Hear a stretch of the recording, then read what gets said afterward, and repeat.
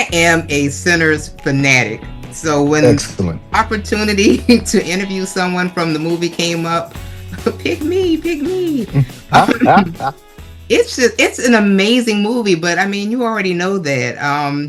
I've seen it in the theaters twice, but I've seen it on HBO Max countless times. And there's so much Oscar buzz for this movie. I mean, Cornbread was written for you. How special is it to have this role written for you in this amazing movie, one of the biggest films of the year? It's incredible, and it's incredible because it was written for me in a way that seems like it was meant to be. Yes. As actory and cheesy as that sounds, it's a trippy thing because Ryan decided that I would be the guy. He wrote the piece for me. We had met in the past. But the funny thing about it is he had no way of knowing that this ties to my family's history personally. And What? so I didn't know that his people were from Mississippi and were part of the Great Migration West, Mm. North and West. My father himself is from Mississippi, and his father, who I Wow. knew was my grandfather, was a sharecropper in Mississippi. So Wow. when I read this, it wasn't like I had to stretch to understand the world or to understand what was going on. Hmm. I've been hearing these stories my entire life. I have been listening to the blues my entire life because my father was a blues junkie, and Love so it. all of it made sense when I read the script. And the funny story. I took my father to go see the movie. My father and his brother, my uncle, who were both now deep into their 80s. My father hadn't been to a movie in 40 years, including the ones that I'm in. Wow. When the music started, the blues started. Oh man, he loved it. He was feeling it. When the vampire showed up, not a blink. He was just like, "Yeah, all right, that's where we are." I thought that was so funny because it wasn't like it was out of it was some surprise for him or it was out of the character of the story. It's Listen, like, it yeah, was this is just the South. Here blues we music go. with some vampires in there. There it is. I'm rocking with it. And so, That. it was funny because we had a party the other night. A wonderful honor got bestowed upon Ryan and his wife and Sev, his partner, that started Proximity Media that produced the film. Hmm. And they were given the key to the Warner Brothers studio by the heads of the studio. And when I walked in, the first person I saw was comedian Lil Rel.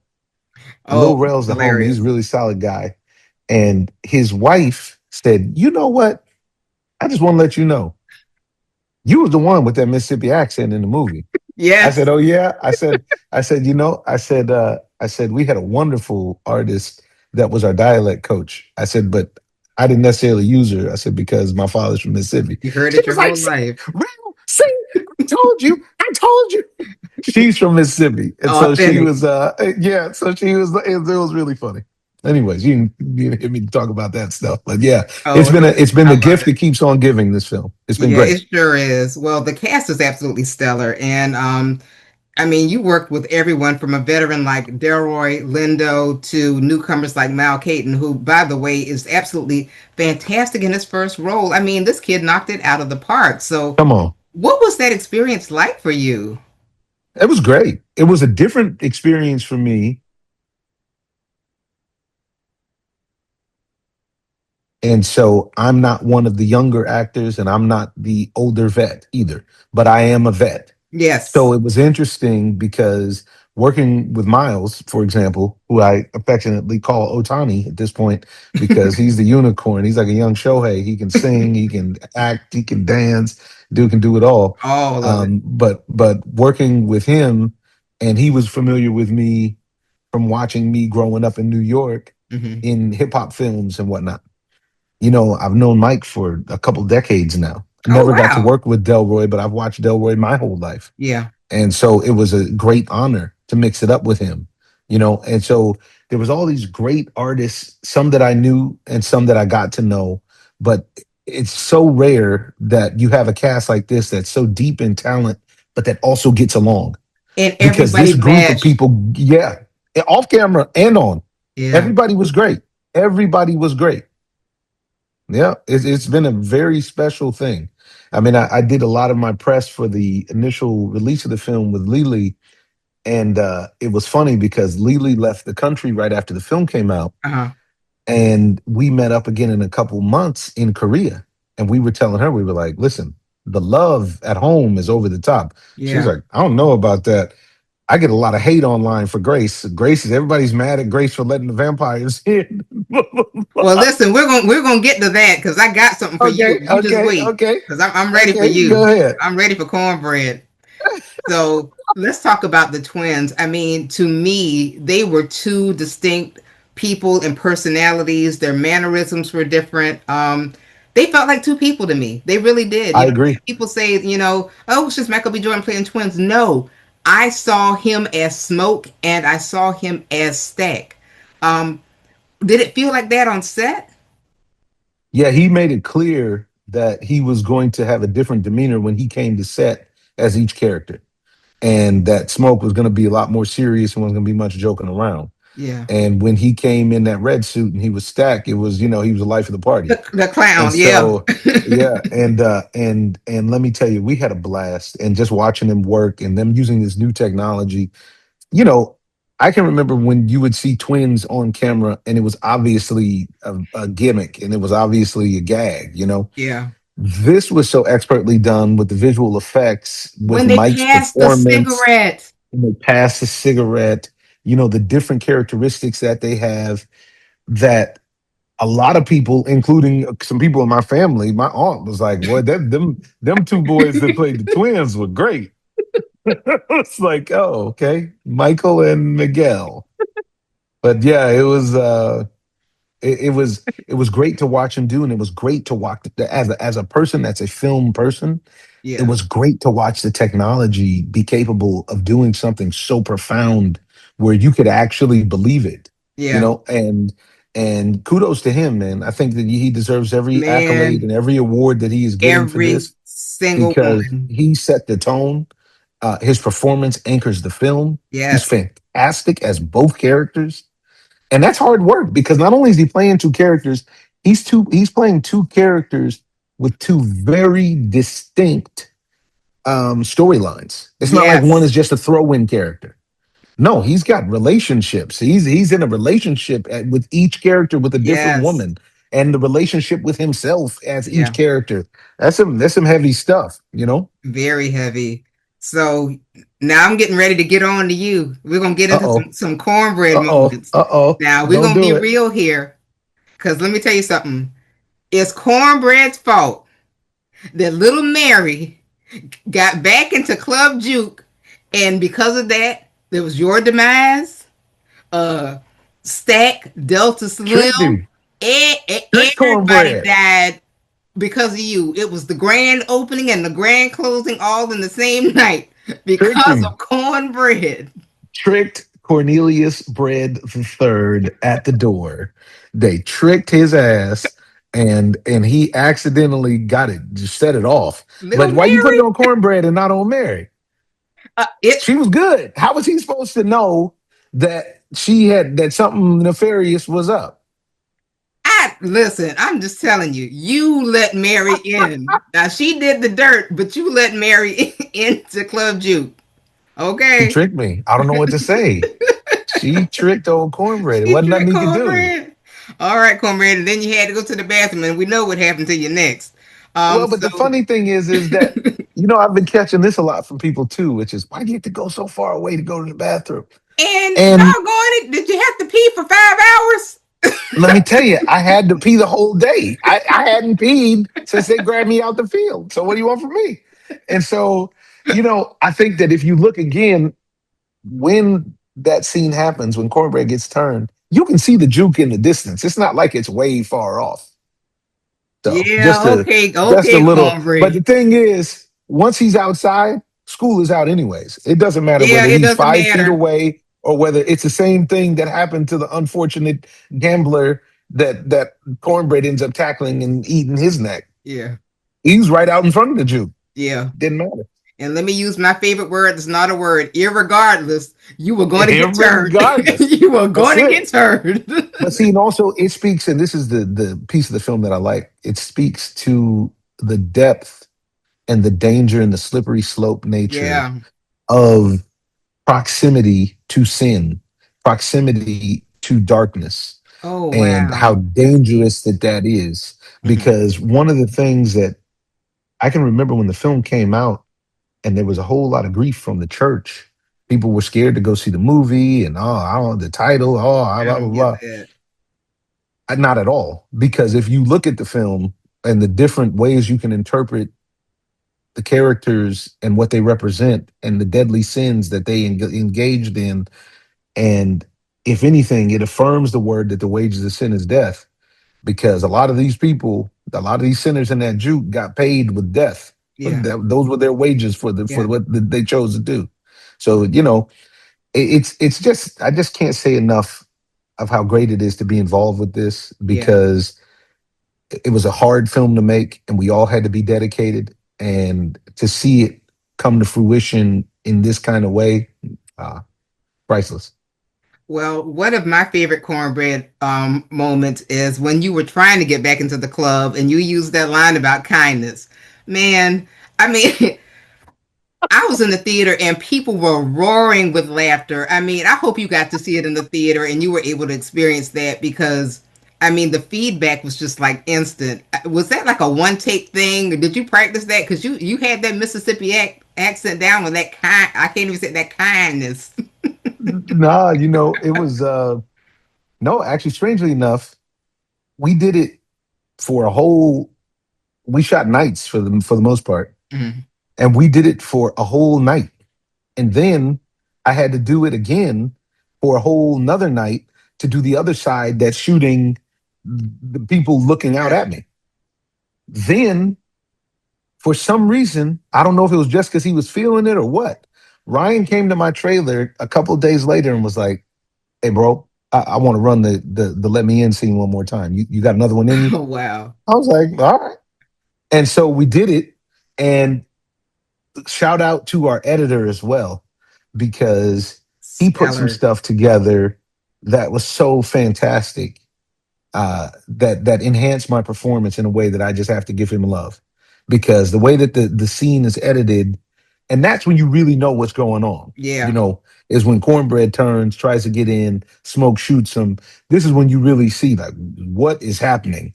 And then Cornbread goes on his own whole odyssey where he goes and is dancing in the river dance Well, circle, you and hold it on, is just just hold on, because you're stealing my questions, okay. and the Go ahead, funny go thing ahead. is, it is hilarious because it's in order just like that. Because I was going to say the next in that same scene as you're trying to get in, you got your face shot off. Yeah. Okay, and so you have like this really like gross but cool prosthetic. I mean, have Oh, you ever uh, gone through a makeup process like that before in I anything had you've done? not once, not once. I used to spend a couple hours a day with this fantastic makeup artist named Kelsey Burke, Hmm. and she would do this and recreate this. And there was two to three versions of that, by the way, because now he's a vampire, so Right. now he's healing as well, but his face has been mangled and is hanging off. Hmm. So we had the big version and we had a lesser version and a lesser version, but the biggest version covered my whole face and it was like a muzzle. It was like that, and I mean it was difficult to breathe. It was 95 with about 95% humidity out there at night, Mm. and it was rough, but that's more makeup. I can safely say I wore more makeup for this film than I did for the entirety of my career Oh on any wow. other film. And Absolutely. it gives you a new respect for people like Eddie Murphy that will be multiple. 100%. How in the heck does he do that? 4 hours of doing that, 2, 3, and 4 hours a day. I And being it, all of it the clumps. it really is impressive. Yeah. Outside of how awesome the performance is, but the visual component, Yeah. I mean, it's something special. Yeah. It is something special because it's a challenge. If Yeah. for somebody who doesn't, I don't even wear regular makeup. So for somebody who doesn't wear makeup to then have to go to that extreme, Right. wow, it's a lot. It's a lot. Okay, so we have to move on to the music now, and to Come me on, that's another star of the film, and the soundtrack is fire. I mean, I really listened John to that Blaze. on I agree. repeat, and I'm gonna have to tell Oh, I you. got to meet Buddy Guy the other night. And I didn't get to meet him while we were shooting, and I Oh got my to meet him the other night. Oh, it was so fantastic. Oh my Oh, it was so great. I got to God. post my picture, as a matter of fact. He's the only person I took a picture Okay, I'm with gonna all have to go night. check that out. It's just Yeah, I got to post it. it's a blessing that he's still here and still going. Amen to that. Yeah, he's Yeah. amazing. And That and was man, I'm and was excited solid for and was you. in good health. It was, was there with his daughters. It was all good. And he's a good actor. I mean, he was great in the film. He was totally believable. He was great in the film. Yes. Okay, but I have to tell you, my favorite song in the film, even though it's not original, but was "Pick Poor Robin Clean." Man, Ah, that's a poor bop. Robin Clay. That That's is what? a This is a slapper. And the funny thing about it, you can see too. I think one of the funniest moments, but I feel him in the movie is when they're singing that, and Stack is going. man. Stack is killing He's feeling it. it. But it also speaks to the hypnotic nature of the music and what they're Yes. able to do and how they're able to run their Hmm. hustle and get inside of you with that Yeah. music, to get in your soul, and you know what I Yes. mean? All And of it. it was a trip because I had that song in my head for more than a year before the film came out, and didn't have nobody to talk to about it except for other people in the cast who were there that day. And and then the scene with the river dancing, and I have it right here in my notes. The river dancing, when Remick has all of the vampires that he's turned, all turned up outside, the club, and you guys are really feeling it. The rocky road to Dublin. I mean, y'all are A just 1, 2, 3, 4, outside. 5. I think honestly, if anybody, and I think it's solely because he isn't here stateside because he's been working so much and because he's not from here.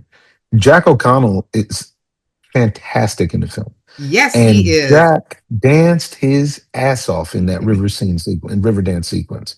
Another one of those scenarios where I don't think Ryan knew. He chose him, and we came to find afterwards. I don't know if Ryan already knew this, but we came to find afterwards that uh, Jack did competitive Irish dancing What? as a kid. So he was fully and totally prepared for that. Oh, he was high stepping for sure. I mean, What? those. You couldn't hold him. Couldn't hold him. Wasn't no He answer for that man. owned it. Yes. So we have to get now into the scene, and you know exactly what I'm talking about, where Sammy is singing and he pierces the veil, and all of the generations and the genres of music, just come together. So when you read that script in the script, could you even fathom how it would go from those pages and No. translate into something so spectacular? I mean, No. There's no no. way. There's no way for me that I could. This is what's also another beautiful piece about this film. We all trusted Ryan. Mhm. We had no way of knowing that that was going to turn into such an iconic scene. And one thing that I love about it is it's a risk. Yeah. That's not a safe thing to do cinematically. That is something that I think at one point people tried to get him to take out of the cut of the Oh, film. heck no. And I am so happy he stuck to his guns. It's such a powerful scene, and if you open your mind and participate with it, and understand the power of music and the evolution of music, and how that ties to the evolution of a people and a society, it's Mhm. just a beautiful, beautiful concept, and Yeah. he executed it. And I think that I remember being at the premiere and seeing it, and you can feel the collective of people's Yes. heads being completely cracked Yes. open. Like, what am I watching right now? It was an And if you saw experience. it in IMAX in 70, Yes. oh man, Yes. it was like nothing you've ever seen.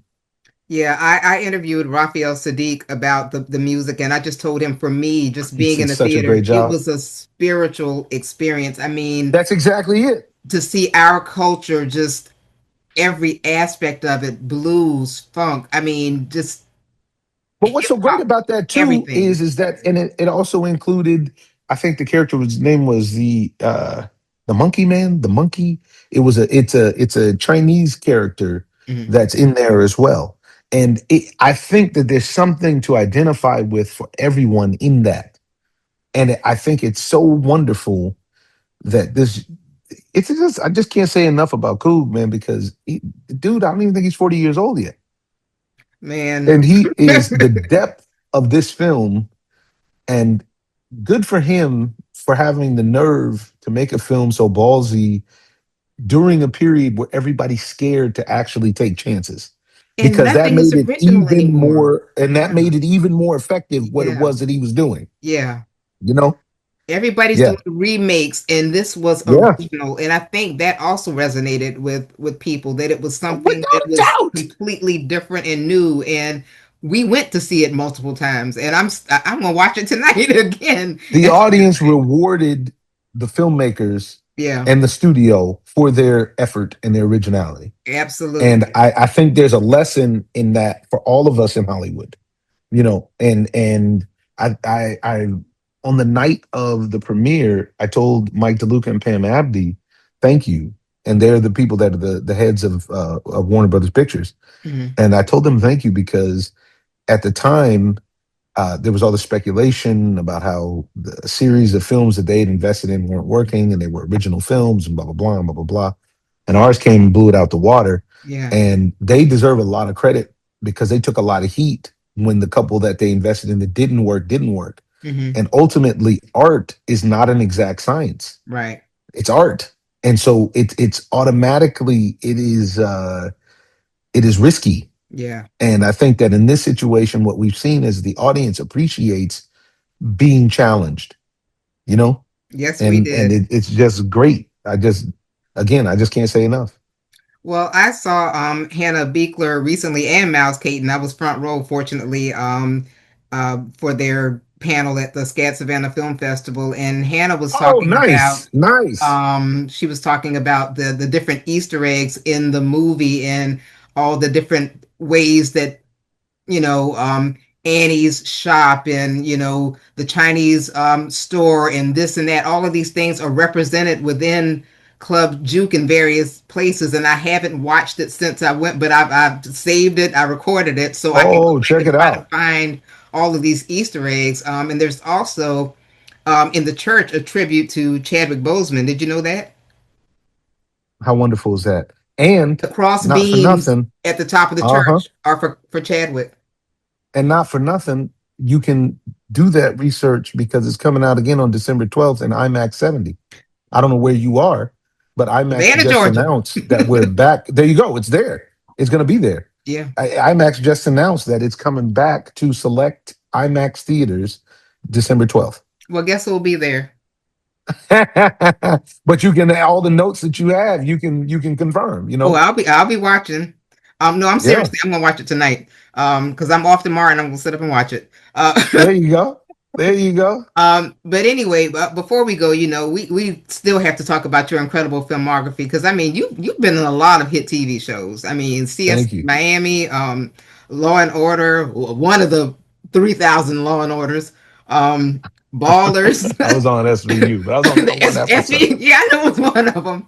Yeah, yeah. The West Wing, House of Lies. I mean, you were in 8 Mile because I remember you from like some of the hip hop type movies and Yeah. stuff. I mean, Yeah, I yeah, feel yeah. like It's I've what been started watching my you career. since you were a kid. Hip hop started my career without a doubt. Yeah. I Um, did the first thing that I ever did on camera that I was ever paid to do was a hip hop film in the Bay Area called Obstacles, with E40 and his family, E40 and the Click. oh, And then my E40, big, man. yeah, yeah, I played young E40. That's And hip then hop my, royalty. yeah, buddy. And then my big break came with 8 Mile with Eminem. So Yep. hip hop definitely put the jumper cables on my career. And it's been a wonderful ride, and I can't wait to see where it goes Put next you on the because road to I've truly cornbread. been blessed. Yeah, Yeah. to get to Cornbread. Now it feels like everything is either before Cornbread or after Cornbread. Well, I mean, if you have to be remembered for a character, I mean, Cornbread is fantastic. I mean, he just Fantastic. is, and I mean, just the name. I want to be When Cornbread. we To be were a character named when Cornbread. Can when I we be? were Can I be making the Grits? film, Because I love we're grits. Can I be Grits? hilarious. We were making the film, and Ryan said to me, "If I do my job right, a year from now, people are gonna be calling you Cornbread when you walk down the street." Okay. And it happened to me in France. It happened to me Wow. here in the States, several places, but it's happened to me all over the world.